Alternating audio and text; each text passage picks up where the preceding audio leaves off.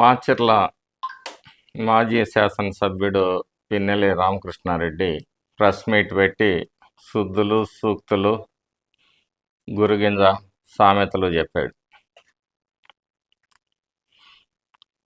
అయ్యా, విగ్రహాల దొంగ అన్నది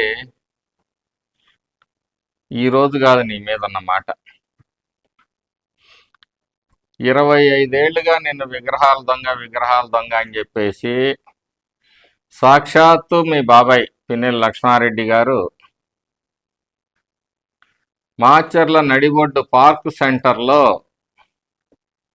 అంజిరెడ్డి ఎలక్షన్ అప్పుడు వీడు విగ్రహాల దొంగ, వీడికి ఓట్లు వేయొద్దని చెప్పిన రోజు మరి నీ నోరేమైపోయింది?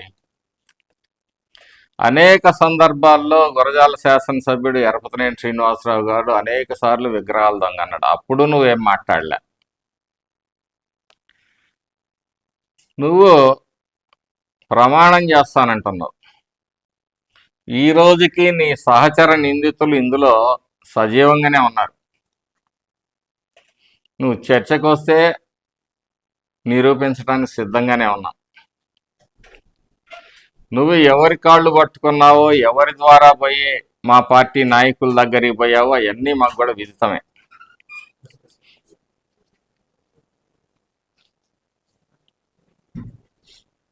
ఇక తోట చంద్రయ్య హత్య కేసు కానీ జల్లయ్య హత్య కేసు కానీ నాకేమీ సంబంధం లేదంటావు.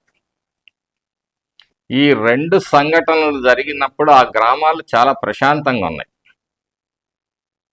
గుండ్లపాడులో ఎటువంటి ఫ్యాక్షన్ లేదు ఆ రోజు.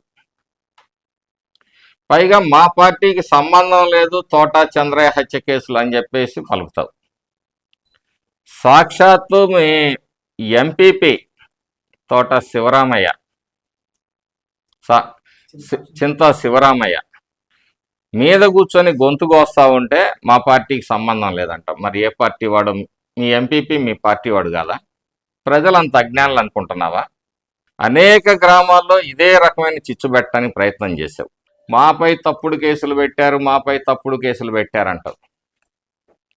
నీ మీద పెట్టిన ఒకటి ఈవీఎం కేసు, అది ఎలక్షన్ కమిషన్ ఆఫ్ ఇండియా సాక్ష్యాధారాలతోటి వీడియో విజువల్స్ తోటి నీ మీద కేసు రిజిస్టర్ చేయడం జరిగింది.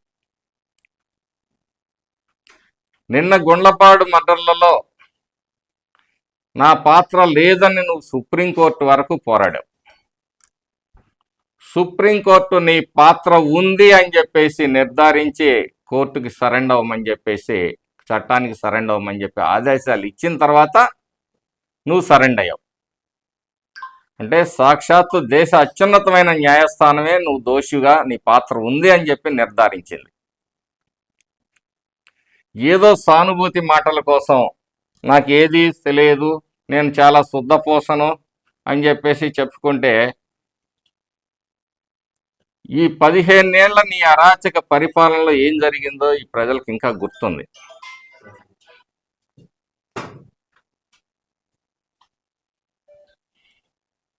అసలు మా పార్టీ మీద తప్పుడు కేసులు ఎంతమంది మీద తప్పుడు కేసులు పెట్టావు?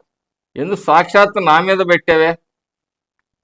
నేను తిరుమలలో ఉంటే గొట్టెపాళ్లలో కుంకం జల్లుకున్న దాని దగ్గర చిన్న ఘర్షణ అయితే నా మీద 307 పెట్టావు. రెంటచింతల మండలంలో ఉన్న సుమంత్ రెడ్డి మీద కేసు పెట్టించి పోలీసులతో కొట్టించి 30 లక్షలు వసూలు చేశారు. అసలు రెంటచింతల్లో ఉన్న సుమంత్ రెడ్డికి ఏం సంబంధం గొట్టెపాళ్ళ గొడవకి? నేను ఎక్కడో తిరుమలలో ఉంటే నా మీద పెట్టించావు. ఒక ఆటో, నా క్యాన్వాయ్లో ఆటో తగిలితే SC ST atrocity, kidnap, attempt to murder. నీకున్న పరిజ్ఞానాన్ని మొత్తం వాడావు.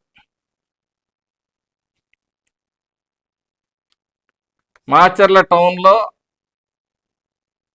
మేము